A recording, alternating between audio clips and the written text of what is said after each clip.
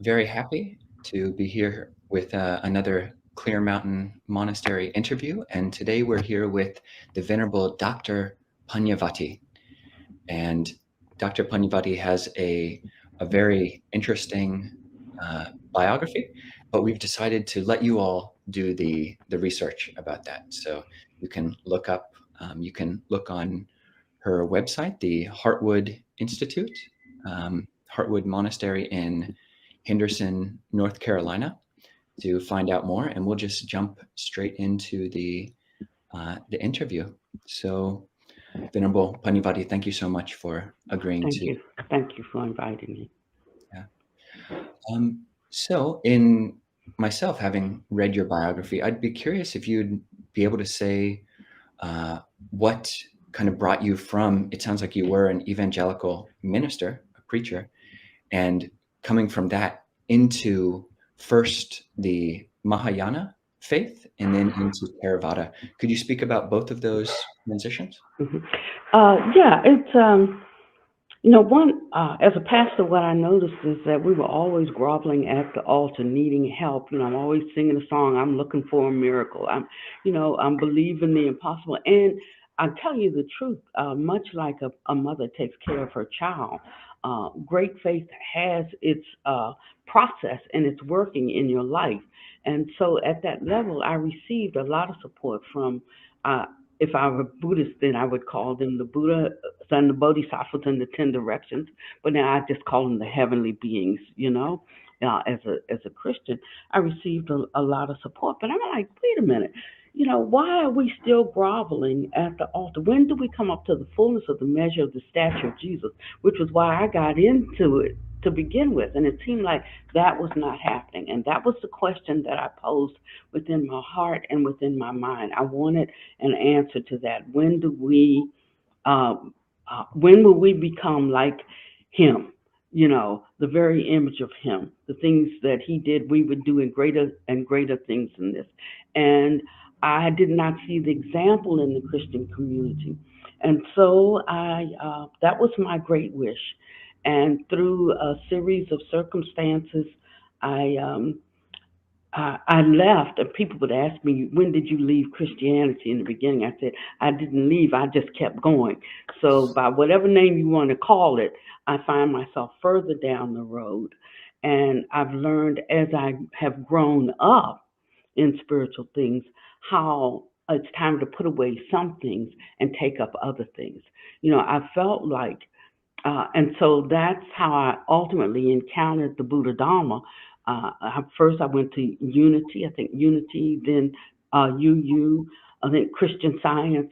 Then, each time stepping away a little further, until I was just out there, and then I was into uh, shamanism, and then, and I had been a charismatic Christian. First, I was Baptist, and then and they were so given to hospitality, and so I learned hospitality. Then I became charismatic Christian, and I learned about certain things, and then I found myself just catapulted out of Christianity, but just a step out, and then I found myself way out, and then I encountered Taoism, and then finally my Taoist master.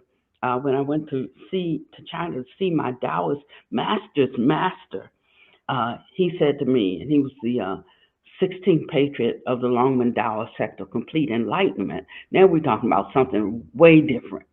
And he turned to me and he said, "Buddhism is for you." I said, "No, mm-mm. I looked at that before because someone had given me a book on dependent origination. And there was the wheel of life and this monster with teeth, and I put up the sign of the cross and I wouldn't even open the book. And so it took me, like all of these years to come back around. I think it was something like 18 years, to come back around to dependent origination. So my Taoist master says Buddhism is for you. I said no, I'm not interested in that. He said no, it is, and he took me to a nunnery in China, and he asked some of the nuns there to go ahead and give me novice ordination. He said, and when you get back to America, you find a theravada Mahayana temple, and you go there. And so when I came back, I looked for one, but nobody spoke English at any of them. So I went into a Tibetan one instead, a Vajrayana one instead. And one day I was studying. Um, this monk came down the. He just came down the street, and he was in like a. It looked like a flaming red robe, not like the wine-colored ones that we wear, but this one was like flaming red. And he went into his bag and it looked like he was moving in slow motion. That's just the way my mind recalls it. And he whips out in slow motion though this book and he hands it to me. And it's the Majjhima Nikaya, right? now I'm used to, as a charismatic Christian, I'm used to all kinds of experiences, right? But this book, as I began to read it, did something different to me. It grounded me in a certain way. It rooted me. Some people need to be lifted up, and some need to be tamped down. So I needed that kind of grounding, and so I went from uh, I went back. Let us say you went backwards. I didn't go backwards. I went where I needed to go, and I went to the Theravada. Now, of course, I'm Theravada, Mahayana, Vajrayana, like whatever. I don't care what kind of yana you put on it, but I'm interested in the true Buddha Dhamma, that which takes up the Buddhic mind and brings us to the fullness of fruition. That's what I'm after, by whatever name you call it. If you look at the Bahia Sutta, in the Udana, you will see where Bahia wasn't even a disciple of the Buddhas until just shortly before he died. He was asking, am I an arhat? Am I an overcomer? And a Devata appeared to him and said, no, you're not, because you don't have the methods and the instruction for how to be one. So he said, well, is there anybody who can teach me? He said, yeah, go over there. And you see, and the Buddha's over there and he will help you, Shakyamuni. And so he goes and he says, I'm looking for him. And Shakyamuni says, don't bother me, because it's we're on arms rounds now. This is not the time for this conversation. He says, who knows? I might die anytime. You might too. He said, so can you teach me now? And three times the Buddha says, no, this is not the time. And finally, seeing that his determination was strong and also knowing that his time was close, the Buddha gave him something. And he just gave him something so simple. So we think we need 10,000 books, and we think we need a lifetime to attain. We just need to hear it and have a singleness of purpose and focus, and it is within our grasp. And so that's, I think I added to the story, but I always do. Um, Venerable, that's so that's how I came to this, and still with this, trying to get out of that. The Buddha said, when you get this right, you won't be with it, and if you're not with it, you won't be in it and all wrapped up in that. So that's what I am still pressing towards, the mark of the prize of that high opportunity in the Dhamma for awakening in this very life. Venerable. Thank you so much. That's fascinating. All the trips and the different teachers that you've had. I'm curious. I've listened to some commentary, listened to you talking and teaching about the Anapanasati Sutta, the mindfulness of breathing. Was that maybe one of the main suttas in the Majjhima Nikaya that you found most impactful, or were there other suttas, or just even shorter things from that collection? Well, I think that was the main one. I love it because the breath is always with you as an object, but it's not just an object. It's a gateway, and I like it because it's so simple, and you can always do it. There are many other practices that I do. Actually, I've come to understand meditation in a little different way, from a perspective, from a Vajrayana perspective, uh, meaning that we do the preliminary practices of getting the mind in a place that is conducive to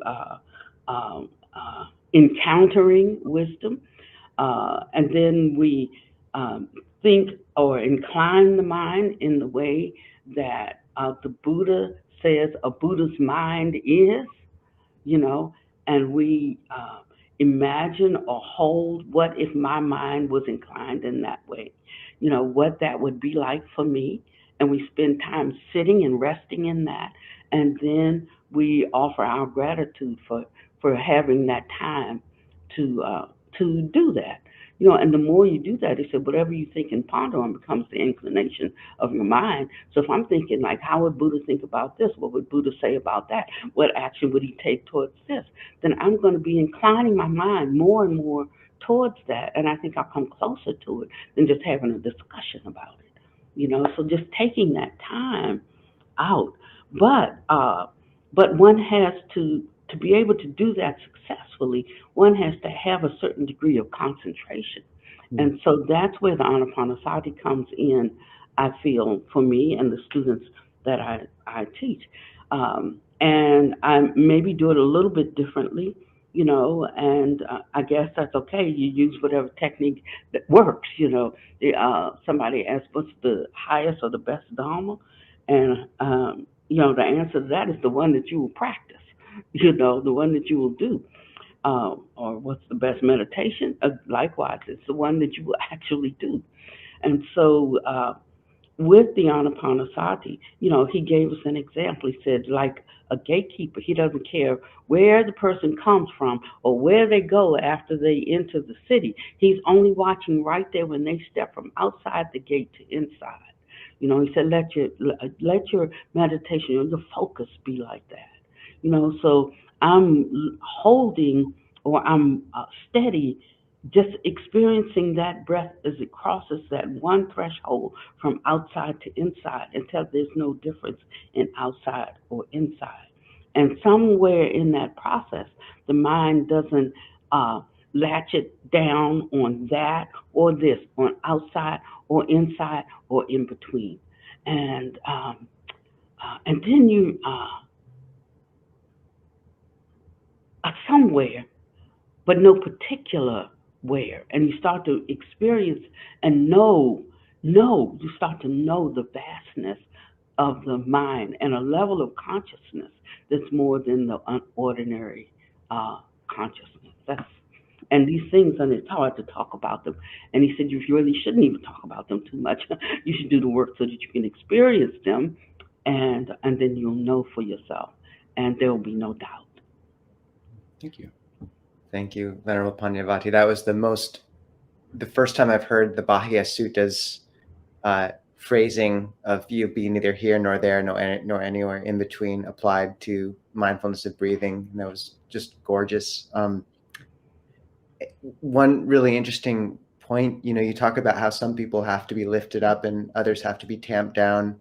I get the sense I'm someone who has to be tamped down a little bit. I don't know where you fall, Ajahn. Lifted up.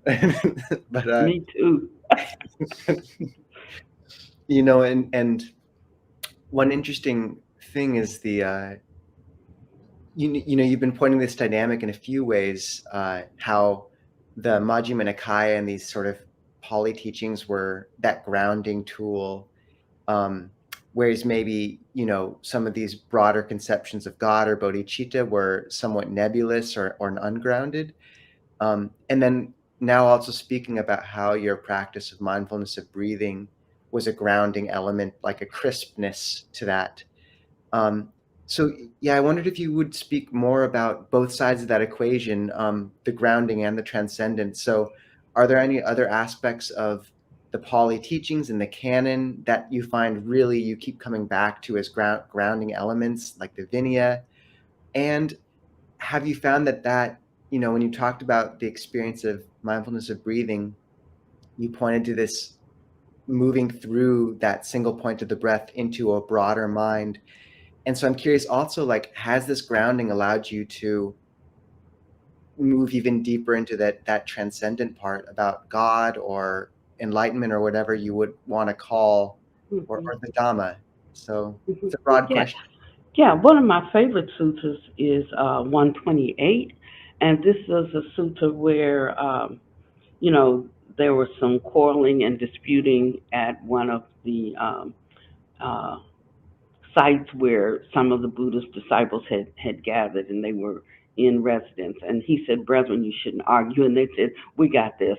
And 3 times he encouraged them not to argue. And finally, and they 3 times they told him, you are a guest here, basically, and then he said something about hatred never ceases by hatred, but only by non-hatred. He didn't give a opposing view. He didn't say, but by love, by compassion. He said, hatred, non-hatred. So you have to look at what constitutes hatred, and from that you can figure out what's the opposite of that. That's what you should do. And so, but he gathered his robe and his bowl, and he went on down the road, and he ran into Anuruddha and a couple of the other monks, and he decided to stay with them for a little while. And he said, "How are you all getting along?" He says, "Oh, we're getting along great." And he says, "In what way?" He says, "Oh, we're blending like milk and water. Milk and water can blend, milk and oil separate." So he says, we're blending like milk and water. He said, "Well, how do you do that, Anuruddha?" He said, "Well, I think first of all, how wonderful it is, what a great boon it is to be with my brethren in the holy life. So why should I do what I want to do? Why not do what they want to do?" He said, "And then I not only think it, I do it. I do what they want to do." And Buddha says, "Oh, that's really great." And then he asks him another question about how they handle their day-to-day affairs. He says, "Well, some go out to get alms rounds, another sets out the table for the food, another, even if he comes back and we ate all the food, he doesn't get mad and say you ate all the food. He just cleans up, maybe goes to bed hungry that night because he got back too late. I don't know. But he was showing how what it is to truly blend like milk and water, and to truly rejoice in having good friends in the Dhamma. And so he said, "Oh, this is excellent. This is excellent, Anuruddha." And he said, "And how's your meditation going?" And he said, "Meditation's going great." And he said, "Well, have you had, any kind of supernormal, have you seen a light and vision of form since you've been meditating?" He said, "Oh, yeah, we see the lights and the visions of forms." And he says, "And what happens then?" He says, "Well, they disappear." And so the Buddha said, "Why is that, Anuruddha?" So we haven't figured out the reason for that. And the Buddha said, "You should know the reason for that." He said, "While I was just an unenlightened bodhisattva." So there it is, right there in the Pali Canon about bodhisattvas. And while I was just an unenlightened bodhisattva, I too saw the light and vision of forms. He said, and they would disappear. But I thought, why did they disappear? And as I reflected, I realized, and he started talking about like 20 different things. Excess of energy arose in me, deficiency of energy arose in me, pride arose in me, fear arose in me, doubt arose in me. He named all, but each time that one thing arose and he discovered what was the reason that time, he said, "I shall meditate in a way, practice in a way that does not arise in me again." And so one by one, he clipped them off, until he was left stainless. And so it's so wonderful. But I think we just meditate, and everybody says, "Oh, you can have a good meditation, you have a bad meditation. Don't worry about it." No, he said, reflect and figure out what happened right there, and uh, what happened in the meditation and why it didn't take you to the goal of the practice. And then he said, work at correcting that.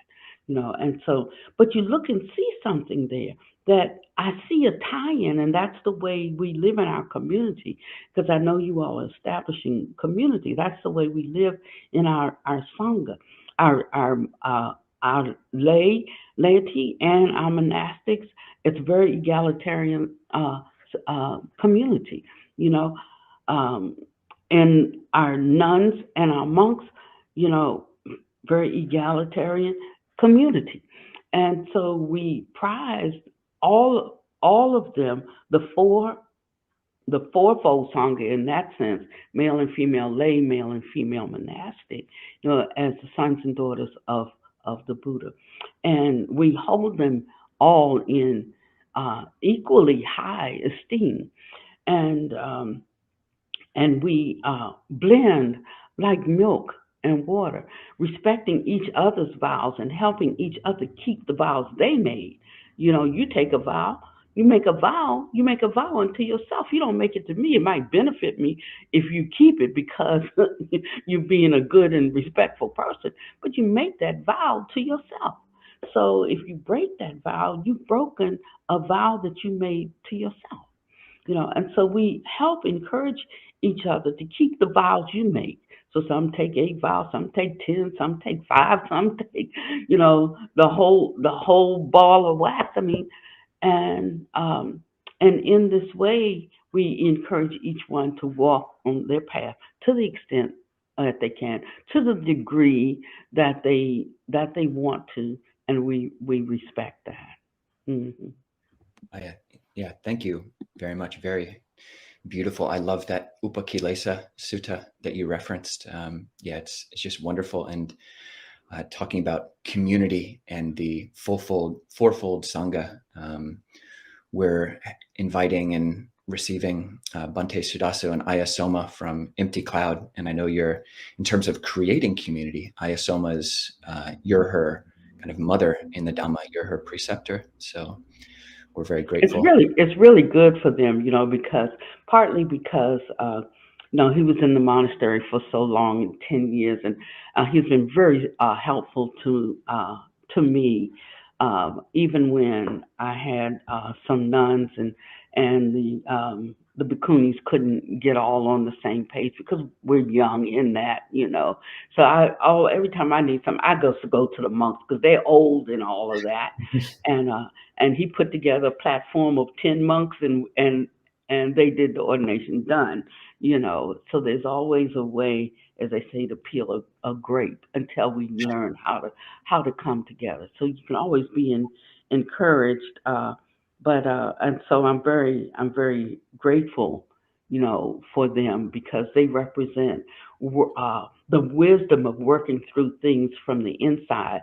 I represent the wisdom of working through things from the outside and bringing it in. I'm not. People don't bother me much anymore. Benefits come with age, and so it's 72 now.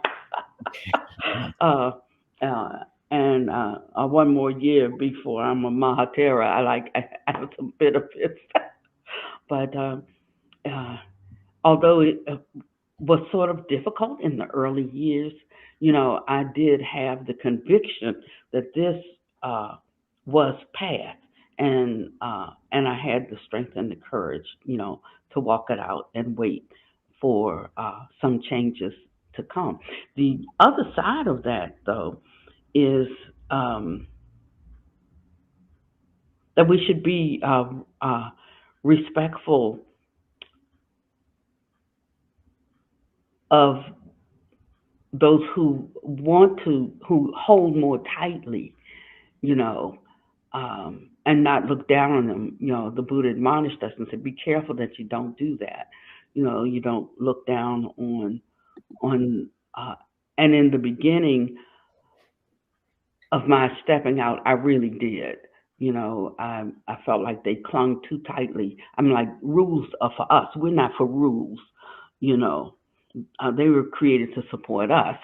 And I felt that people clung too tightly to the rules, so much so that they missed the whole point, why the rule was put in place. I tell you, everybody says, I wish I could have been there in the Buddha's day. I don't think most of us really understand what that might have been like, because if you had an issue and that was brought to him, he fixed it by setting up a rule. Okay, don't bring that to me. If you do this, no more doing that. He just laid out a rule. No. And so uh, I think that some of us might not have been able to fully uh, appreciate and walk with him if we had been with him at that time. So we're here now, um, and I think it's one of the greatest times. Call it the Dharma ending age, but ending, ing, is the operative word. It has not ended, and so we still have a chance, right?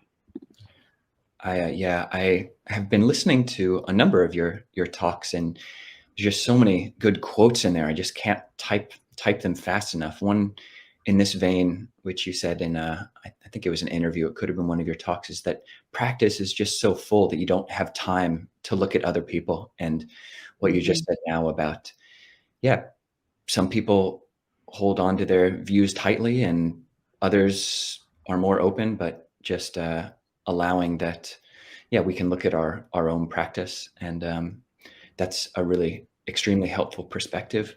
I have a question about in another one of your interviews, you were talking about probably some time ago now, but you mentioned that you were Googling like for another Black female monastic and that you were the only one. And I'm curious if you could talk about balancing or how to hold like identity, how to hold community, how to hold like history of Mm-hmm. our history at the same time as holding teachings of not self. Is there do you think those things, are they in conflict, or is there some way to reconcile them, or is there no conflict at all there? Well, for me personally, there's no conflict. I remember in the beginning of the conversation, and I would be invited. Well, when the conversation started around POC communities, people of color um, communities, where they'd only have people of color in the Sangha hall, uh, and they felt safer then. And I was against the POC. I was against the separation. I thought we need to learn how to stay together and be together. And if our Dharma is not any more powerful than that, we should get rid of it and we should go and do something else and study something else. But I believe that the Dharma was powerful enough to break that down if we were um, if we were willing that the Dharma has the power.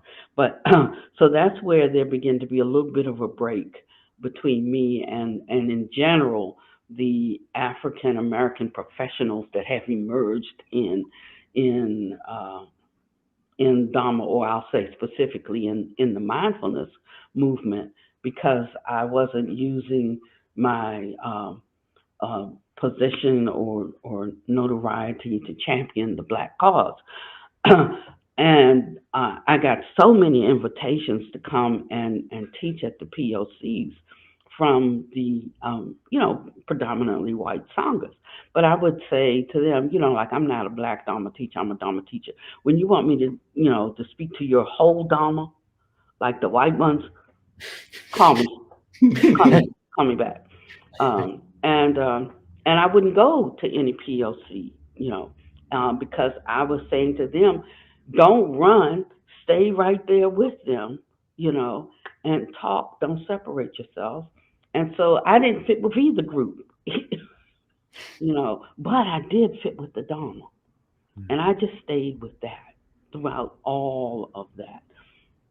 And so, and I think I was on the right end of that. Yeah, or as you say, neither here nor there, nor landing in the middle.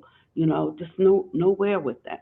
So what happened is over the years, um, you know, well, they would invite me, and the first question was, "How do we get more Black people in our Sangha?"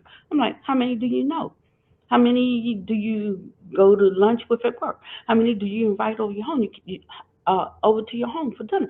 You can't just hang a sign outside of your Sangha hall saying Black folks want it, you know." Yeah, I was helping them to see, this wasn't about being politically correct, and they were just trying to fix a problem, but that's not the way you fix a problem, especially not this problem. There was some kind of shift that had to actually take place, and we were not going to be able to put a band-aid on it and pretend that it did not exist. And we were going to have to go maybe through some suffering and some healing to authentically fix it. It wasn't going to be a quick fix because it wasn't a quickly emerging issue.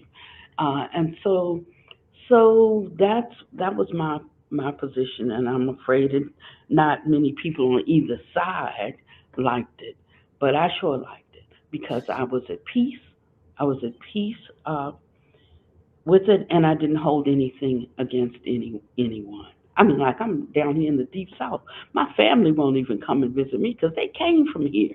I was born in the north, and they was, why are you down there? You know, we left and we're never coming back. And they haven't. They won't come to see me. You know, because they can't understand why I'm here. But I actually believe that I was here healing something. You know, um, because I didn't know what it would be like, but I know now. And I've been able to be with that, you know, and to work through that, and it's all okay. So that's how that happened, and and uh,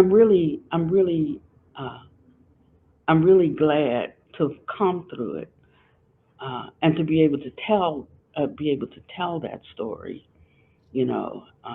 And so, of course, I'm not on the bestseller list of black authors, Buddhist authors, and all of that because I don't really think the blackness is the story. It's holding fast to the Buddha Dharma is the story. I thank you so much for just the sincerity and wisdom in what you just spoke about and the integrity of your path. I know, there's people in my life, in our community, who the path, they are in love with the Dhamma and their path to ordination isn't clear. And that can be because of their gender as women. It can, be for other reasons. And what encouragement or words would you give them? I mean, it sounds like one of the sustaining powers that's moved you through all these years has been looking at your life as a gift and moving to the deep south as healing. What would you say to those who find themselves up against a pretty difficult landscape and yet are in love with where this path is leading them? Hmm. So I say, just keep looking until you find what you need. They've always told us, you know, like you don't have to be a monastic. Well, then why are you one? You know, you don't have to be one either. You know, as a male, and so, but you know, I over the years I helped ordain over 50 nuns in Thailand. Now there's probably 150 or more in our, and the way we have said it is that are they are part of a Western monastic sangha, female sangha. They just happen to be Thai, you know. And so all of their identification and ID cards, everything comes from my temple, and so there's like maybe 150 of them there. And then 13 years ago, I gave a novice temporary ordination to 13 Cambodian nuns, and all of them at the end of the temporary period disrobed except one, and that one every year for a period of time she would take temporary ordination again and again, and I think 2 years ago, or I gave her novice, and last year or 3 years ago, and last year um, uh, she took bhikkhuni ordination. So I think she's maybe the second bhikkhuni, Cambodian bhikkhuni or something like that. And then what I did say is I won't do Westerners because Westerners, um, I don't think they have quite the diligence, or some of the privilege has made it not Hmm. so that they can't fully appreciate the life. And so I wasn't that interested, but I ended up with some lay people that I was just going to do internships with. And and 6 months into it they were like, look, we want to take up robes too.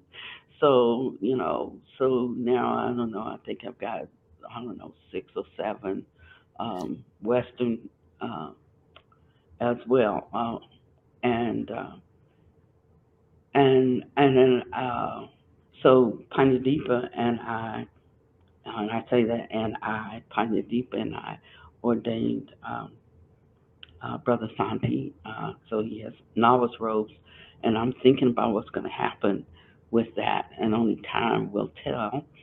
Um, but I think I see another shift on the horizon um, with with the one monk, and we'll just have to wait and see what happens with that. Mm, But wonderful. we certainly need more, and we have uh, and we hold our community, as I said, as Theravada, um, um, Mahayana, and Vajrayana. And as Vajrayanas, we have certain samana vows that have to do with replacing um, self with others, or considering others before we consider ourselves. And there's a lot of practices we do around that that really set you into a place of emptiness and no self. Where I think some of the Theravada practices that we have really, at some stage, reinforce a sense of self. So we like get the right idea, but if we can't walk that out, but we are constantly looking at the suffering and the cause of suffering, and the way leading out of it, we will never adapt the view, of no suffering, because we're constantly looking at suffering. And so, maybe that's a conversation for another time. But that conversation does need to be had. Yeah, thank you, Venerable. Just on that topic of the largely the Theravada versus the Mahayana general inclinations towards service or helping others versus looking after one's own practice. And you were highlighting this practice of like actually exchanging the Tibetan or Mahayana practice of exchanging self for others, or this Mahayana chant that from the very depths of my heart I will view others as superior, and practicing for the benefit of all other sentient beings. And then you have things like in the Theravada Dhammapada, which is never do someone else's duty if it will obstruct or go against what's your truest duty. And how do you balance this, or how do you advise others balance this? Yeah, working for one's own enlightenment versus, or in tandem with, working for the happiness and the enlightenment of others. So the first thing I'll say is that when sutras are given, poetry is written, utterances are uttered. They're not for everybody all the time. So you need to know whether something is for you, for your particular mindset, for your particular propensity, and who I like to look at who he was talking to, and the subtle indications of what he was trying to get across. And it's not always what the big topic is, because it's the little foxes that spoil the vine, you know. And so I think that it's impossible, honestly, to truly be. I mean, if one were a monk and they totally gave 100% of their time to studying, to finding somebody to share the Dharma with every day, to, if they were working that like with all their heart and all their mind and all their might, I could say, yes, you could do that. But having been, among all of these years and being in monastic environments, I know that we're not doing that 24/7, with all our might, all of our heart, And so there are things that we could do to support and to help other people. And he talks about being lazy monks. The thing is, if you were working this like your hair was on fire, or that you were in a building that was on fire, then you would reach some level of attainment, and you'd be able to do more than just live in the monastery for 30 years or until you died. You know, uh, so so I don't think that it's the difference that I think we're on the surface of it, of the ocean, looking at the waves and seeing these differences. But if you dive deep, there's a kind of stillness where the water's not moving. The current's flowing, but the water's not moving. And that's how I feel um, about getting, he says, put your own life raft on. But in another sutta, he says, get with somebody that's enlightened, that's awakened. If you can't find somebody that's almost. If you can't find that, somebody who's at least heard the Dharma. If you can't find that, find somebody who's a good person. And if you can't find that, you just have bad karma. You know, so, so maybe that's life. So again, I say we shouldn't hold too tightly to something, but think deeply, like where you land within that, not where it lands on you, but where you land within all of that, and we'll find our way. We'll find our way. We will have the good fortune to have good teachers who have the wisdom to guide us at each stage of the path. Some teachings are for those of elementary understanding, some for middling understanding, some for greater understanding. Some are going to die tomorrow, so they need to hear it like this. Some, they're going to live a long time and they're going to go through so much. There's no point in saying this now because they're not going to get it, but later on down the road they will. I mean, it's just there's so much that goes with this. Thank you, Venerable. The image you give of the ocean reminds me of those deep areas. We just spoke with a practitioner, Sister Mon, up at Birkin, who was talking about ta suchness again and again, and it reminded me a lot of that. And one thing I was curious about was looking to that deeper part of the human experience, which does bind us. How do you see the Dharma interacting with the current, speaking about a fraught landscape or a choppy seas? The current political moment certainly has that in so many ways, just red versus blue, all this, and people, certainly it weighs on their hearts. How does the Dharma interact with with that realm of people's lives? Mm-hmm. And gosh, I have other questions too, but that's a pretty big one, so we'll leave it there first. Okay. So, the Buddha said that when true Dharma leaves the world, the counterfeit Dharma will emerge.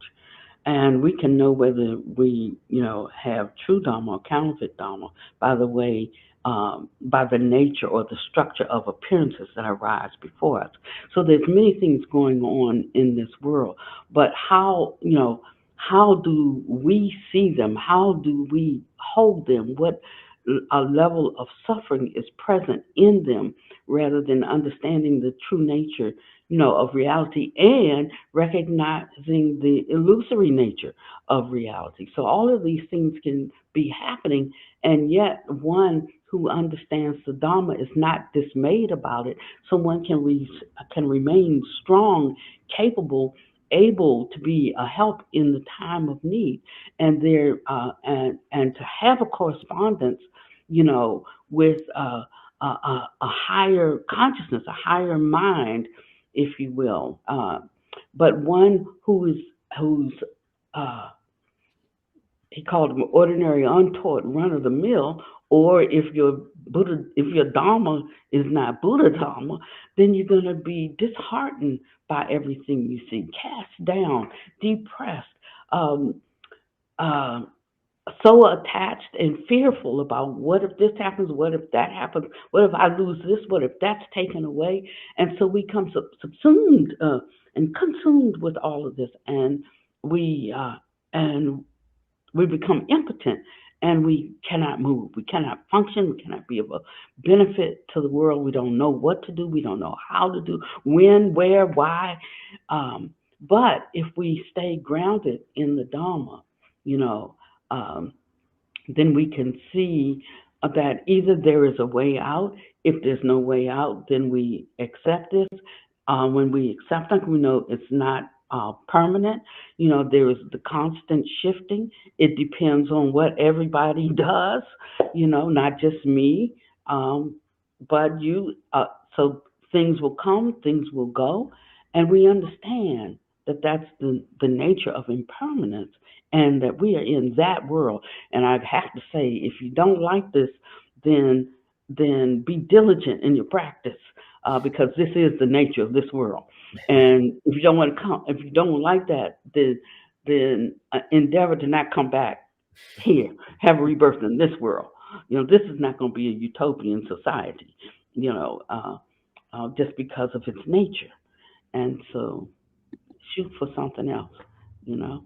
Shoot for the moon, even if you miss it, you land among the stars, right? Hmm. Yeah, thank you, Venerable.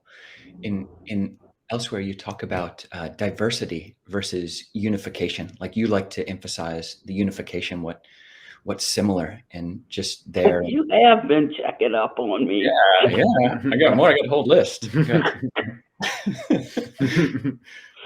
Yeah, but there is, as Tanisabo is suggesting, these days everything is so fraught. There's this tribalism of my group versus that group, the in group versus out group, my whatever versus your whatever. And as you were talking, you also mentioned just recognizing wise people versus unwise people. And I'm curious how you hold that. Like, the Buddha did say to associate with the wise and not to associate with fools. So how do you avoid like a Buddhist tribalism? Well, at first I want to say that, when you're a child, your mother might let you go on the porch and say, don't go off the porch. And then a little older, you can go in the yard, but don't go out the gate. Then after a while, you can go out the gate, but don't cross the street to the other sidewalk. Then you can cross the street, and then later you can go all over the neighborhood, you know. And so you have to know where you are with that. Like if you can't run with the big dogs, you stay on the porch. And so it's sort of a matter of knowing what you can accommodate and what you can handle, what you can be with.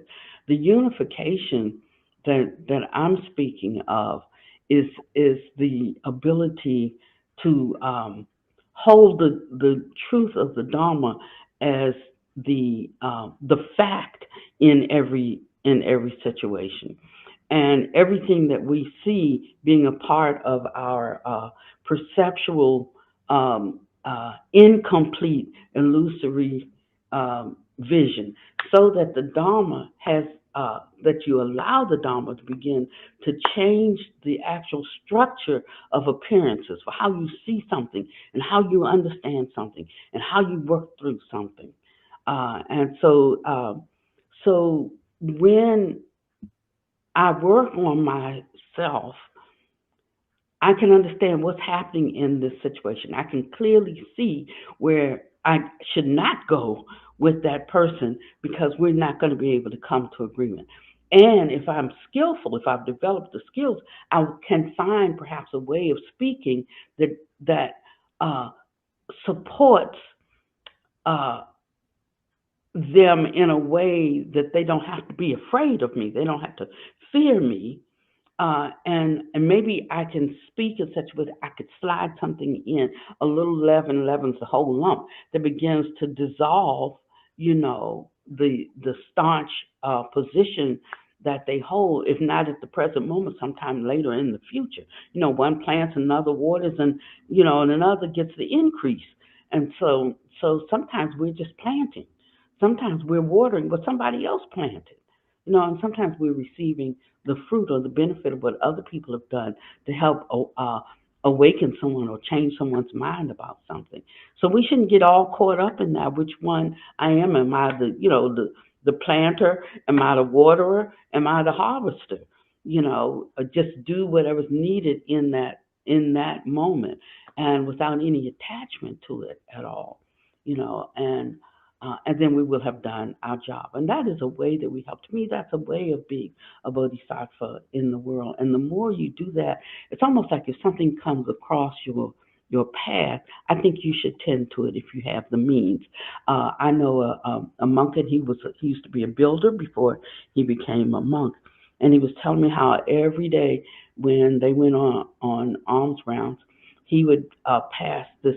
There was this old lady, and her porch was falling down. And every day he would pray that somebody would fix up, the post, just put the post up to hold up her roof, to keep the roof of her porch from falling down. And he said, and then one day it finally fell down. I said, well, let me ask you a question. Why do you put the post up? And he was upset with me for asking the question, because monks are not supposed to help anybody. I said, well, that such a monk as that, there's nothing he could come and say to me, you know, because all it took was putting a post that you're building, how to do it, and your prayers obviously are not effective. So what good, and actually that monk hasn't spoken to me since. Maybe no But big loss. but But But I really liked him, and I really wanted him to think about something, but he was very set in his view, and they ultimately left that place because they weren't able to, develop um, the support they need. But sometimes you have to ask yourself why, especially if you really have a command of the sutras. Are they being walked out in your life? This whole thing's about cultivation. It's not about studying and being able to Paul parrot the sutras. It's about, can you actually live them? Can you walk them out? Can you walk them out? If you look at what the stories that were told about the Buddha and the things that he encountered before he attained enlightenment. I mean, he went through things in other lives, so we can't expect that we are not going to go through things. Matter of fact, my Vajrayana Buddha master said the fastest way to get enlightenment is to go through obstacles, and come out the other side. And so I must be, wow, I go through obstacles. That's all I'm going to say. Uh,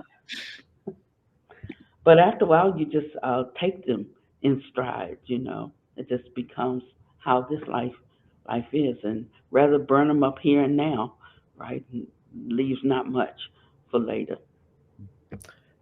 I thank you for that. And one thing I'm curious about, this sort of tension between putting the post up and not, plays into a little bit of something.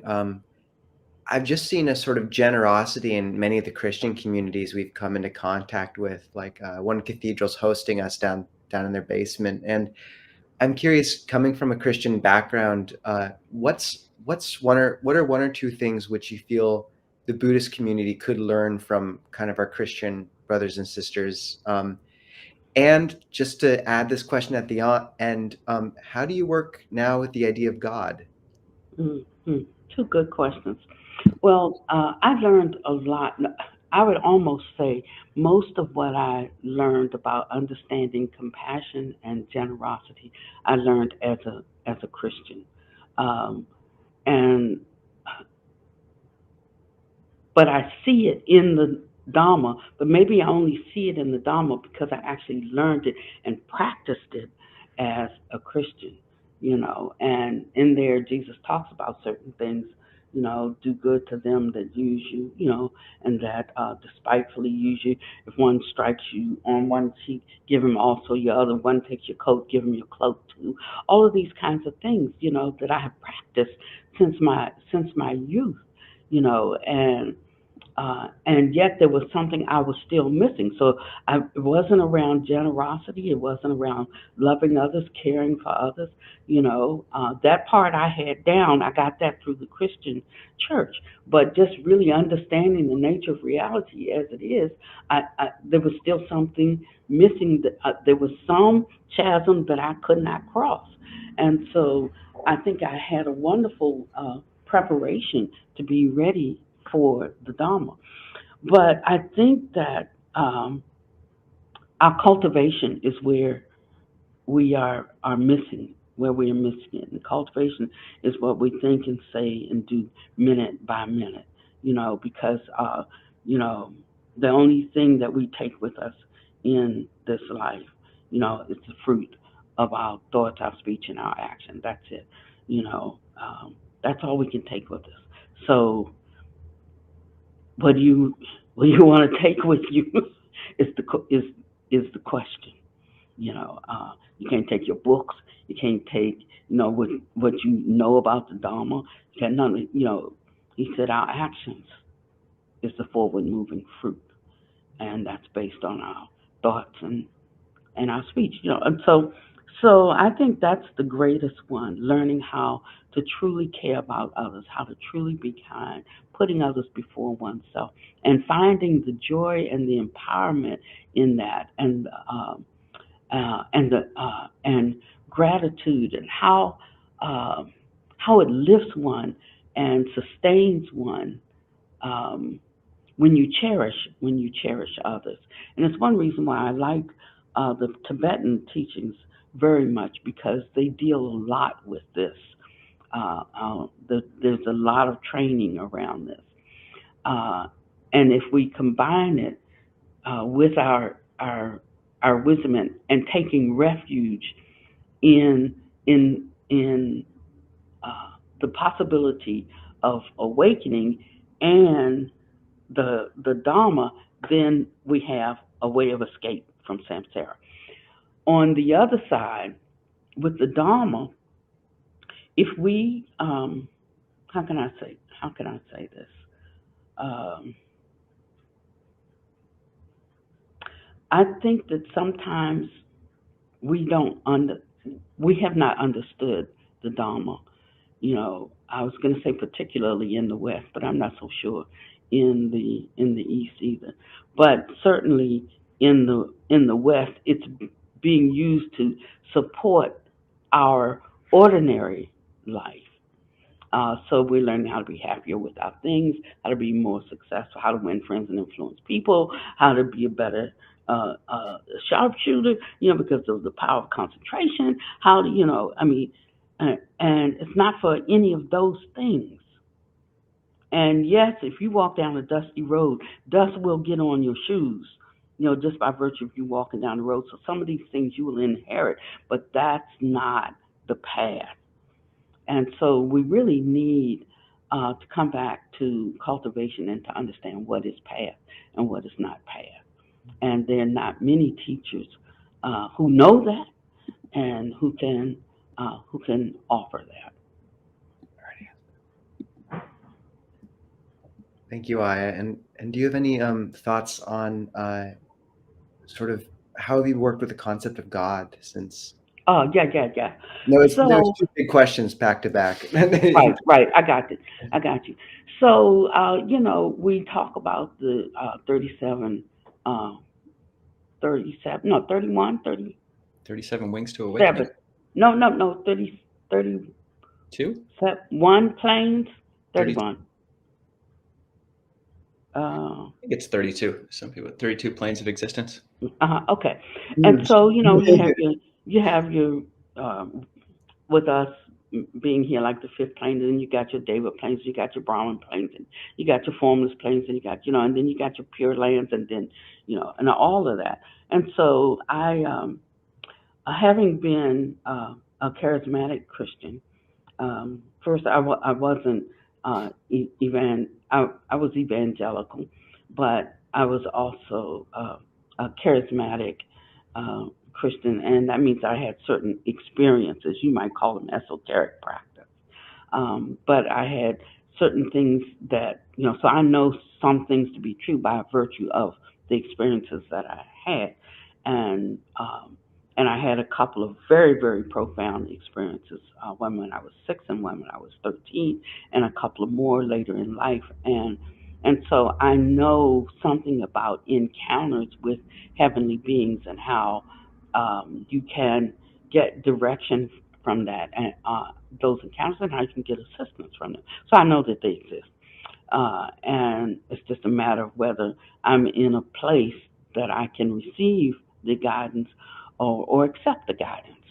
Um, and so I think of God as being one of the gods in the God realm, and they talk about spontaneous arising, the spontaneous birth, and I think he's one of those who arose spontaneously and first one, so he thinks he's the only one.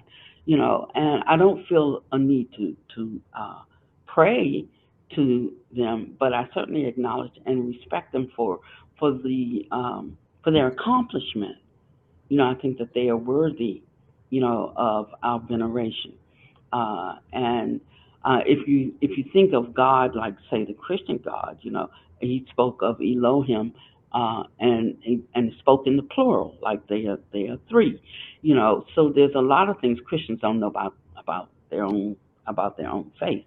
But if they did enough study, they would have some questions about their own faith.